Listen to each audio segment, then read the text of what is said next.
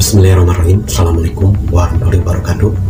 Sahabat Buya Sakur Lover dimanapun berada, selamat datang di channel Kang Darman. Yang sudah raise hand malam hari ini ada 2 orang, dan saya lihat ada Pak Julius Agus ya yang sudah raise hand.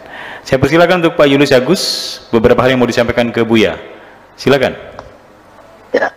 Assalamualaikum warahmatullahi wabarakatuh, Buya. Pak Afkar, Pak Tato, sehat ya. Baik, saya tertarik dengan fatwa halal haram. Nah, ini yang terjadi di negara kita ini, Buya. Dulu pernah terjadi, memfatwakan Ajinomoto, bumbu masak deh, jangan kita bikin merek lah ya, bumbu masak itu haram. Tapi Gus Dur dengan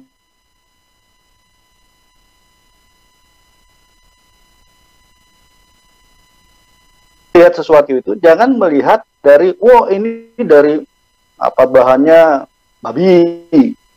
Bagaimana dengan bir? Bagaimana dengan apa namanya ribanya bank ya, dan bunganya bank katanya riba. Ini banyak sekali seperti MSG bumbu masak itu sekarang udah bermacam-macam, Buya, bukan Ajinomoto lagi, ada 10 lebih. Ada Royco, ada Biomiwan, ada Sasa, ada Masaku, bla bla bla bla.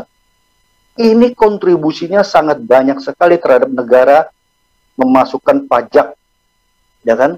Perbankan juga demikian, ada pajaknya. Bir juga demikian, sehingga kalau kita mengarahkan sesuatu tuh hasil daripada haram itu kita bikin untuk fasilitas sosial, fasilitas apa namanya itu masyarakat, misalnya untuk masjid dan lain-lainnya. Ini kan jadi apa ya? Jadi kelihatannya pabaliut gitu ya, kalau bahasa Sundanya itu pabaliut. Terus bagaimana MUI memfatwakan haram rokok, ya kan? Rokok ini berapa juta orang yang terlibat di situ? Ya ada karyawannya, ada tukang apa namanya kebun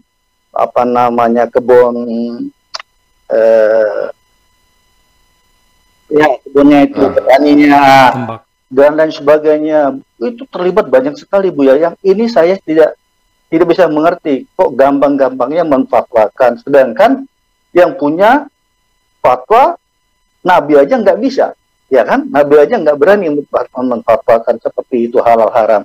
Demikian, Bu ya, saya minta supaya kita lebih fokus dan lebih bisa apa namanya kritis, tetapi juga kita tidak mengenyampingkan masalah kebaikan untuk semuanya, Bu ya. Mohon pencerahannya, Bu ya. Baik. Terima kasih. Assalamualaikum warahmatullahi wabarakatuh. Waalaikumsalam warahmatullahi wabarakatuh. Terima kasih untuk Pak Julius Agus tentang fatwa halal haram ini, Bu ya. Ya, saya ingin menjawabnya begini saja, bahwa fatwa itu sebatas pendapat dan tidak mengikat, bukan hukum positif, kecuali berupa undang-undang dan sudah diratifikasi oleh DPR, ditandatangani presiden, itu mengikat undang-undang. Kalau fatwa kan tidak mengikat, pendapat saja. Jadi andai kan Anda mengharapkan rokok, ya sudah, Anda jangan merokok dong. Tapi Anda tidak punya hak melarang orang lain merokok. Anda mengharamkan bunga atau bank konvensional diharamkan. Ya sudah, Anda jangan bergaul dengan bank konvensional. Anda nggak usah pinjam uang di bank. Ya kan gitu. Jangan pinjam uang di bank, udah. Jadi apa? Dagang rujak aja. Ya jangan lamun bikin pabrik motor, pabrik mobil, bikin perhotelan tanpa menggunakan jasa perbankan. Lagi pula,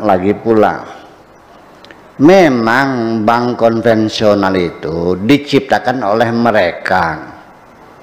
Mayoritas orang Yahudi memang iya, bukan orang Islam yang bikin ini.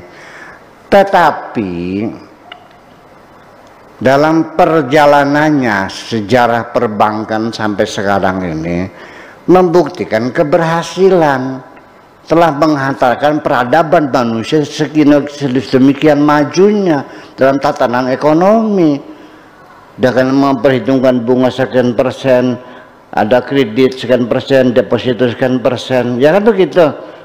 Agunanya, cara menilainya bagaimana, Afrizalnya menilai Aguna itu sudah punya sistem yang mapan sekali, dan itu sudah menjadi kebutuhan manusia.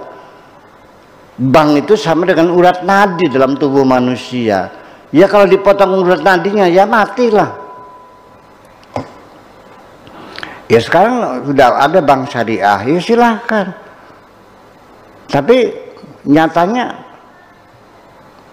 prakteknya sama aja, bunganya tetap sama juga 1,3%. 1,3% kok, sama aja. Malah kita pinjam di bank syariah ya jujur aja, namanya rekening koran.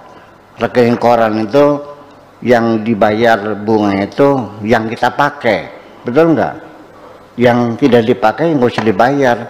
Tapi nyatanya setiap akhir bulan harus pindah buku semua. Ya artinya umpamanya kita pinjam uang 10 miliar. Kita pinjam uang 10 miliar. Yang kita pakai 1 miliar. Dibayar nggak bunganya nih? Yang 10 enggak, yang 1 ini enggak, yang 10 miliar pindah buku dulu, di rekeningnya dipindahkan, diambil dulu, nanti besok dimasukkan lagi.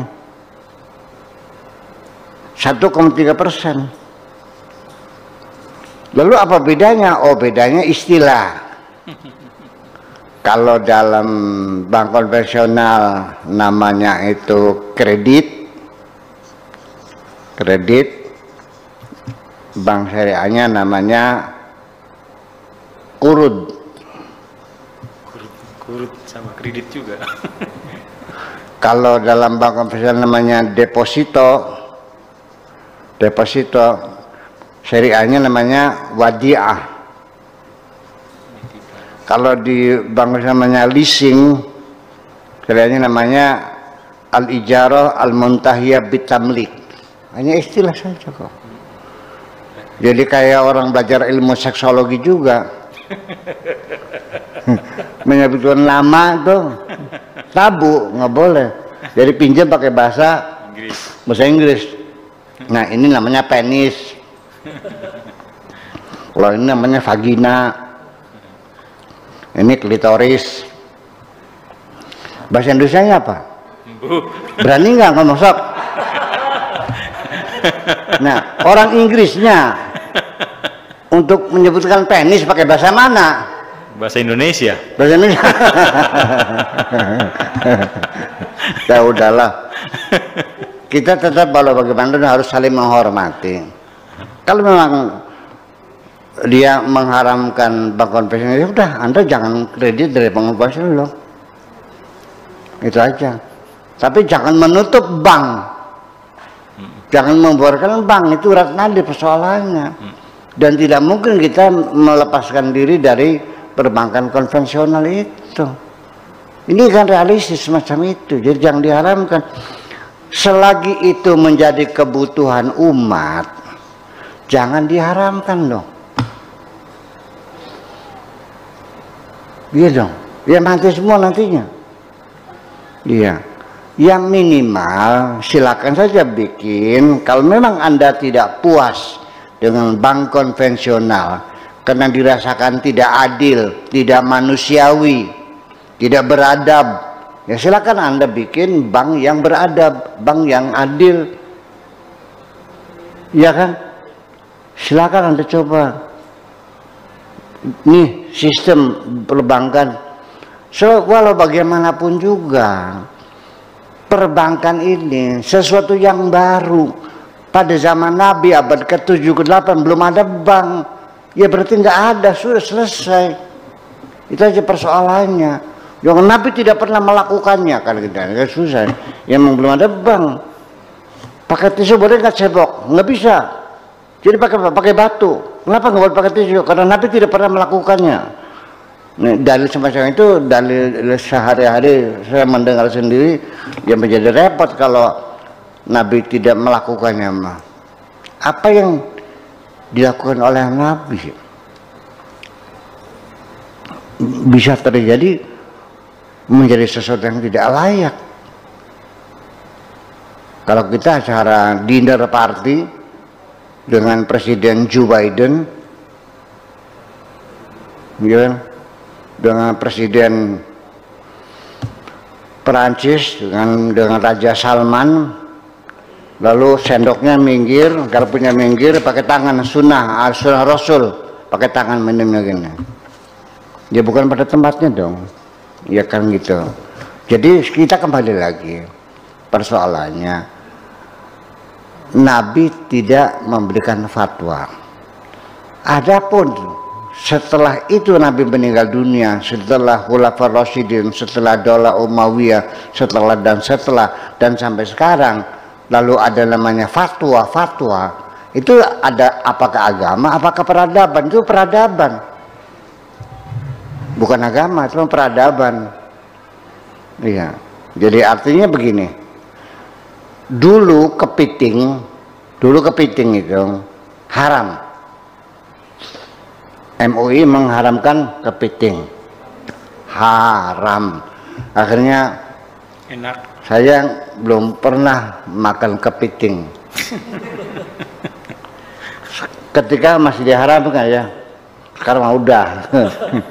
Nah, tiba-tiba nggak tahu tahun berapa lah ya, terjadi perubahan fatwa bahwa kepiting itu halal. Ini kan pakai kaidah fikih atau usul fikih, nggak kena. Diharamkan dulu lalu dihalalkan, karena al aslu fil asya al ibahah. Segala sesuatu itu asalnya boleh, halal dulu. Apa saja itu hukum asalnya adalah boleh, kecuali illa ma qoma alaihi dalilun ala harami, kecuali ada dalil yang mengharamkannya. Kalau tidak ada dalil yang mengharamkannya, ya harusnya boleh. Nah, kepiting ini tidak ada dalil yang mengharamkannya, kok diharamkan? Karena nggak ketemu dalilnya, setelah sekian puluh tahun akhirnya udah kalau begitu halal aja katanya. Ya bukan begitu memutuskan hukum itu, dihalalkan dulu karena asalnya halal. Terbukti setelah ketemu dalil, oh jadi itu bisa terjadi, tadinya halal lalu diharamkan karena terbukti ada dalilnya. Jangan diharamkan dulu, setelah tidak ada dalilnya lalu dihalalkan, gimana lagi? Silahkan tanya pada ahli usul fikih lah. Gitu kira-kira. Terima kasih.